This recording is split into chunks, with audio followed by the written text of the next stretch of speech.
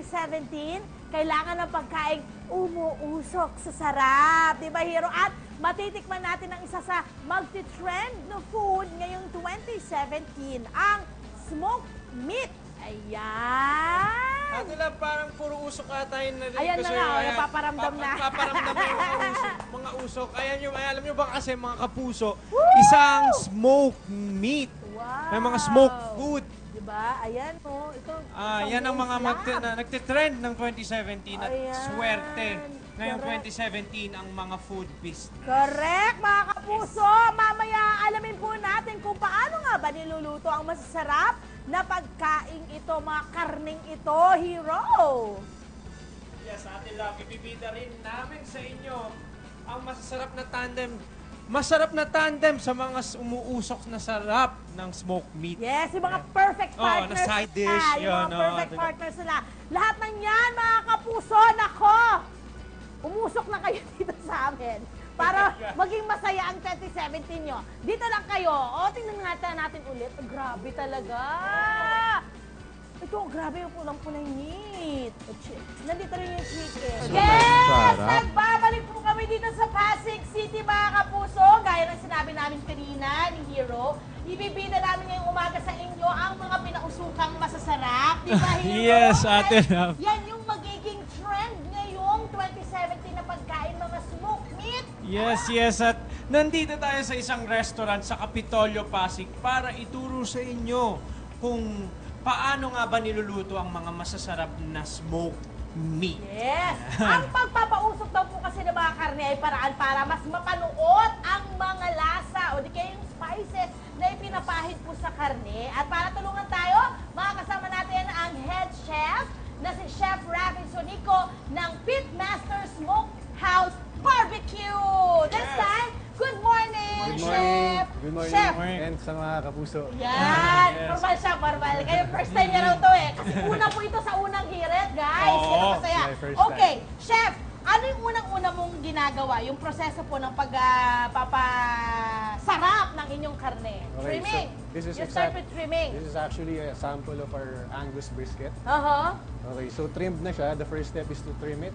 Oo, So, trim na tinatanggal namin natin siya. yung mga litid at mga unnecessary fats ng karne. Correct. Yes. And Yan. then next, we Sunod rub it mo, with mustard. mustard. Ito po yung tinatawag na rubbing. Paglalagay ng mustard, olive oil sa karne, at pagkatapos po ay irarap na ang kanilang mga secret spices na hindi natin malalaman kahit anong gawin natin na magbibigay ng masarap na lasa sa karne nila. Ayan. Yung sarap. secret yan, spices natin composed of Yes. eight spices yan. Alam mo, tuwan-tuwa sa'yo yung karne, ha? Um, Diba? Talagang with love ang kanyang paglalagay. Tsaka the reason why nilalagyan natin ng mustard, it adds flavor. Tsaka kumakapit yung rub natin dito. Ayun! Saka mo siya ilalagay Ito ngayon. yung sample ng rub natin. Bango, grabe. Iba't ibang klase ng amoy yung naaamoy ko dyan, ha? Pero mabango. Okay? So, pag nailagyan mo na yan, nalagyan mo na saka mo na siya ipapasok or hahayaan mo muna siyang magstay for how many minutes? Actually, we let it rest for 30 minutes. Okay, i-rest para mo muna ng... kumapit yung flavor dun Okay. sa meat. Okay. Pagkatapos niyan, para lang maipakita natin, Chef Rafi, no? Dito naman sa kanilang area, yung pinakita namin sa inyo kanina ni Hero. Iwanan ka muna na namin, Chef Rafi. Sige, go. Ito naman, yung tinatawag nilang Smoker. oven. Smoker, Okay, parang smoker gano'n. nila. Smoker nila. Yan. At makikita natin, kanina pinakita namin sa inyo, sa isang oven or sa isang smoker, kaya po nilang ilagay ang lahat ng klase ng karne na meron. Yes. Merong... Buksan na natin. Ayan, buksan na natin para makita natin, Ate Love. Okay.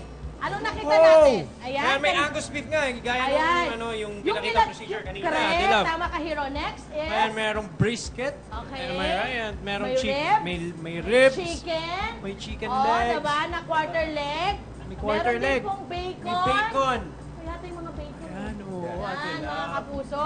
At lahat po yan, may iba't ibang oras ng pagpapausok. Ito ang pinakabongga sa kanila. Para daw po mas maging manamis-namis ang lasa ng kanilang meat.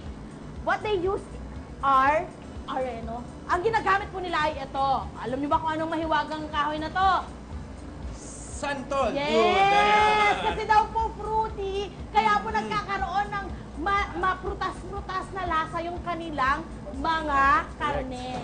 Okay, at Chef, Chef, Dito, ilang oras, halimbawa yung beef natin, gaano katagal bago maluto? Or Si beef, 18 hours para maluto 18, siya. my gosh! 18 hours. Until tender.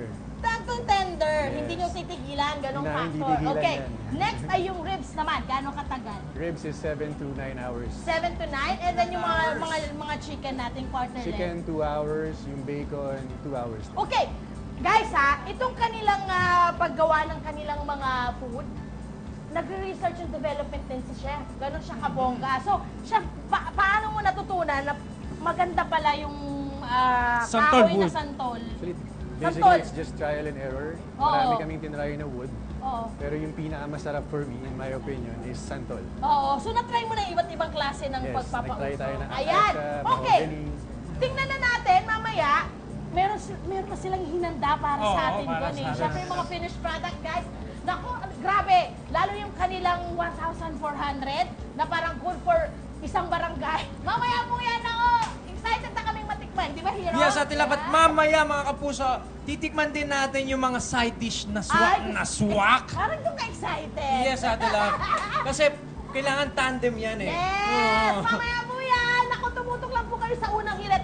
Kasi sisilipin lang namin kasi tuwa kami sa mga itsura nito eh. Ayan. Oh! Oo. Di ba? Oh my God! Ito yung ribs, oh. Oh, di ba?